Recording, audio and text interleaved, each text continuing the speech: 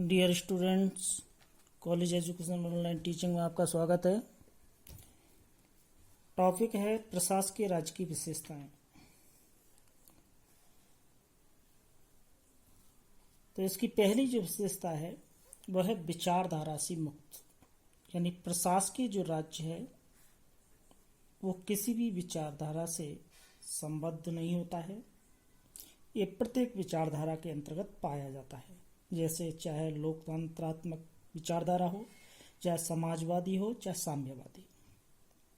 इसी प्रकार से सभी प्रकार की शासन व्यवस्था, जैसे चाहे एकात्मक शासन व्यवस्था हो या संघात्मक शासन व्यवस्था हो, संसदीय शासन व्यवस्था हो या अध्यक्षात्मक शासन व्यवस्था हो, सभी व्यवस्थाओं के अंतर्गत प्रशासकीय राज्य का अस्तित्व पाया जाता है। तो कहने का तात्पर्य पहली जो विशेषता है कि विचारधारा से मुक्त होता है। सभी प्रकार की विचारधाराओं में, सभी प्रकार की शासन व्यवस्थाओं में प्रशासकीय राज्य का अस्तित्व पाया जाता है। दूसरा है नौकरशाही की वर्चस्व वाला राज्य, यानी प्रशासकीय राज्य जो होता है उसमें नौकरशाही का वर्चस्व पाया जाता है। सैद्धांतिक रूप से शासन सत्ता है वो जनता द्वारा चुने हुए जनप्रतिनिधियों के हाथों में होती है, लेकिन व्यवहार में नौकरशाही शासन का सूत्रधार होती है। प्रशासनिक जो अधिकारी हैं ये राजनीतिक जो कार्यपालिका है उसको नीति निर्माण के लिए आवश्यक आंकड़े उपलब्ध कराते हैं, नीति निर्माण के लिए आवश्यक तकनीकी ज्ञान उपलब्ध कराते हैं। इसी प्रकार से निर्धारित नीति को क्रियान्वित करते हैं और उच्चस्थ जो अधिकारी हैं वो अपने अधीनस्थों को नीति को लागू करने के संदर्भ में आवश्यक निर्देश देते हैं, उनके कार्यों का निरीक्षण करते हैं। तो इस प्रकार से नौकरशाही है उसका प्रशासकीय राज्य के अंतर्गत वर्चस्व पाया जाता है। इसके बाद तीसरा जो विशेषता आती है कि प्रशासकीय राज्य एक गैरिजन स्टेट है। एक विचारक है एफ.एम. मार्क्स। इस एफ.एम. मार्क्स ने, ये कार्ल मार्क्स नहीं है, ये एफ.एम. मार्क्स अलग है, मार्टिन मार्क्स के नाम से जाने जाते हैं। तो इन्होंने कहा है कि प्रशासकीय राज्य एक गैरिजन स्टेट है। इसका मतलब यह है कि राज्य एक किले के समान है जिसमें नौकरशाही एक सेना के रूप में होती है जो स्वयं किसी बाहरी प्रभाव को अपने में आने नहीं देती है। ऐसे राज्य में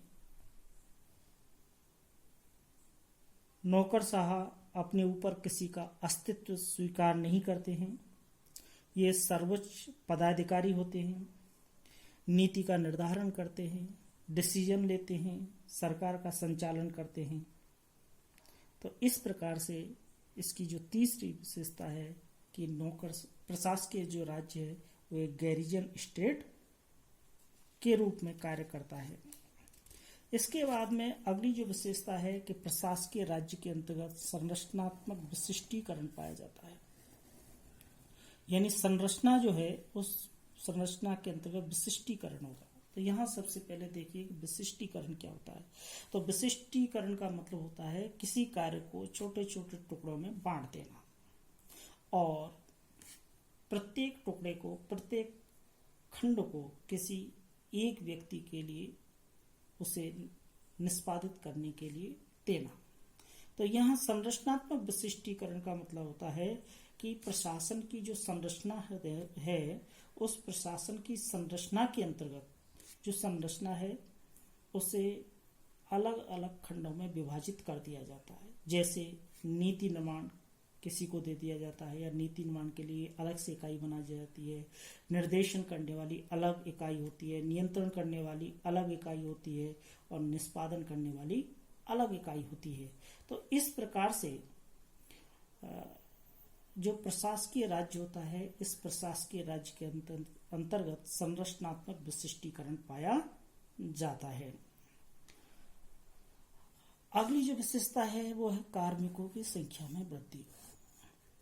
प्रशासकीय जो राज्य होता है, इस प्रशासकीय राज्य के अंतर्गत जो कर्मचारी होते हैं इनकी संख्या में निरंतर वृद्धि होती रहती है।